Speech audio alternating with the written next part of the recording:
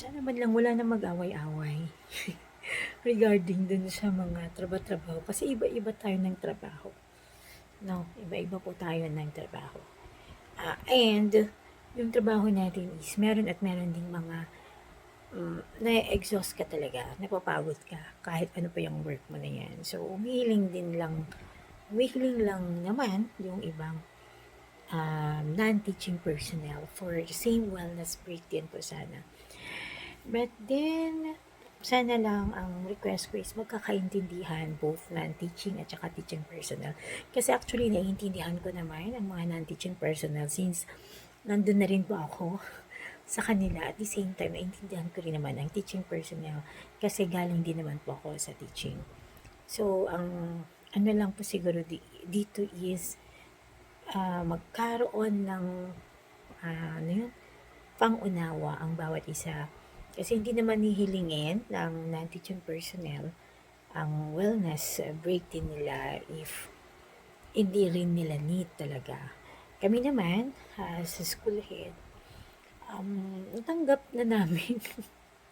Tanggap na namin na talagang wala po kaming break.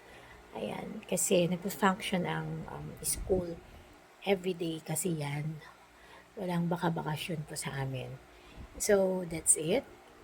Lahat kasi ng kung anong posisyon ka, meron at meron kang, ang tawag nito, um, merong kalinya na pwedeng mapasayo o pribilehiyo ba ang tawag doon? Hindi ko alam kung privilege or what.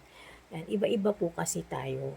So, kailangan intindihin lang po natin ang bawat isa. No comparison, kasi magkaiba po talaga ang trabaho ng teaching at saka non-teaching personnel. And we must just respect each other kung ano yung ninanais naman natin na makamtan. But I hope na magkaroon din ng enlightenment regarding this and maintindihan din ng bawat isa yung sitwasyon ng bawat isa rin. For example, sa mga teachers, mga teaching personnel, maintindihan nila pinagdaraanan din ng ating mga non-teaching personnel.